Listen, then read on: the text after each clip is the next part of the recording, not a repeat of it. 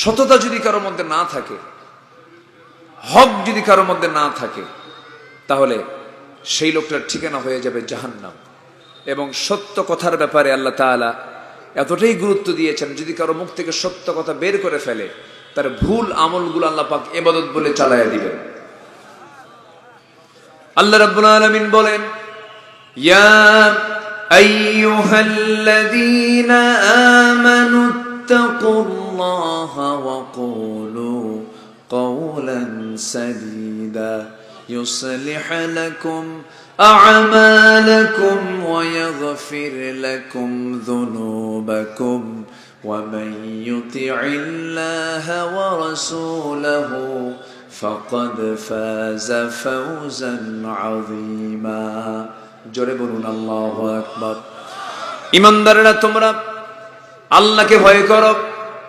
Number 1, আল্লাহকে ভয় করো এবং সোজা সাপটা কথা বলে, অকুলু কওলান সাদীদা, স্ট্রেট কথা বলবে, নিকন শুনে নিয়ে বিনিয়ে পেস খাটায়া নেগেটিভ হারাম কোন পরিবেশ তৈরি করার জন্য তোমরা এমন করে কথা বলো না।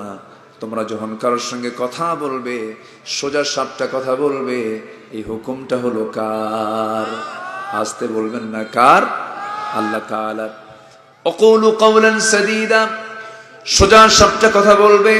কোন অন্যায় কাজ, অন্যায় কথা যখন শুনবে, সেই সময় তোমার 1 নম্বর দায়িত্ব হলো হাত দিয়ে প্রতিহত করবে। নাম্বার 2 হলো মুখ দিয়ে তুমি প্রতিবাদ করবে। মুখের ভাষা নেই, হাতের কোনো ভাষা নাই, সেই সময় তুমি অন্তর দিয়ে ঘৃণা করবে আর মনে মনে চিন্তা করবে। এই 3 নম্বর স্তরের যে ঈমানটা মাঝে মাঝে হেরেও যেতে পারে। চেষ্টা করতে হবে ঈমানদারের জীবনে 1 নম্বর কাজ দিয়ে অন্যায়কে মিটিয়ে দেওয়া, অর্থাৎ হাত দিয়ে সকল অন্যায়কে মিটিয়ে দেওয়া। এটা যে সবচেয়ে মজবুত ঈমানের পরিচায়ক। আল্লাহু আকবার বলেন। সম্মানিত ভাইয়েরা, কিন্তু সেই সত্যবাদিতা আমার দেশে নেই বললেই চলে। বিশেষ করে যারা নেতৃস্থানীয় ব্যক্তিবর্গ, এর ম্যাক্সিমাম ভণ্ড এবং প্রতারক। একটু মাথায় রাখবেন কথাগুলো। ম্যাক্সিমাম এরা কম ধোঁকাবাজি করেনি। বিগত সরকার ক্ষমতায় আসার আগ দিয়ে বলেছিল, আমরা যদি ক্ষমতায় যেতে পারি, প্রয়োজনে মদিনার সনদে দেশ চালাবো। শোনেন না আপনারা? শোনেন নাই? বলেছিল। সম্মানিত বন্ধুগণ, মদিনার সনদে হয়নি, মোদির সনদে, মোদির সনদে চলেছে। আমাদেরকে 16 বছর কথা বলতে দেয়নি, মঞ্চ থেকে নেমে দিয়েছে, মঞ্চ গুলি করেছে, আগুন ধরিয়ে দিয়েছে, মাইক কেড়ে নিয়েছে। সম্মানিত বন্ধুগণ, যে জাতি, যে নেতাই ইসলাম নিয়ে যখন ষড়যন্ত্র করেছে, তাদেরকে আল্লাহ তাআলা ইতিহাসের আস্থা করে নিক্ষেপ করেছে। ফেরাউন কে না জানেন কথাগুলো? ফেরাউন কি মরার আগ দিয়েও জানতো যে এই পানিতে আমাকে চুবায় মরতে হবে? জানতো না, কিন্তু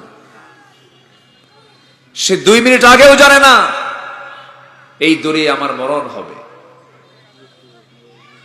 নমরুদ ন্যাংরা মশাদে বিদায় নিয়েছে। ফেরাউনের পতন হয়েছে পানিতে চুবান খেয়ে। আবু জেহেলের পতন হয়েছে একটা শিশুর হাতে আঘাতের মধ্য দিয়ে।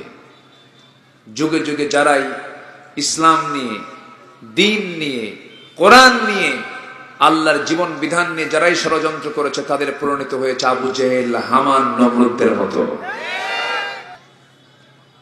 সম্মানিত ভাইয়েরা, আমাদের দেশের এক শ্রেণীর রাজনীতিবিদদের রাজনীতির মূল পুঁজি হলো মিথ্যা। কিন্তু আল্লাহ তাআলা বলছেন, ঈমানদারের 1 নম্বর গুণ হবে সে সত্যবাদিতা নিয়ে থাকবে। কি নিয়ে থাকবে বলেন তো? সত্যবাদিতা। অর্থাৎ তার মুখ থেকে মিথ্যা কখনো কোনো কথা বের হবে না, ভাউতাবাজি কোনো কথা বের হবে না, বেফাঁস কোনো কথা বের হবে না। একটা ঈমানদারের সবচেয়ে বড় ব্যক্তিত্ব হলো তার মুখ থেকে অযাচিত, অপ্রাসঙ্গিক, অপ্রয়োজনীয়, অর্থহীন কথা তার মুখ থেকে বের হবে না।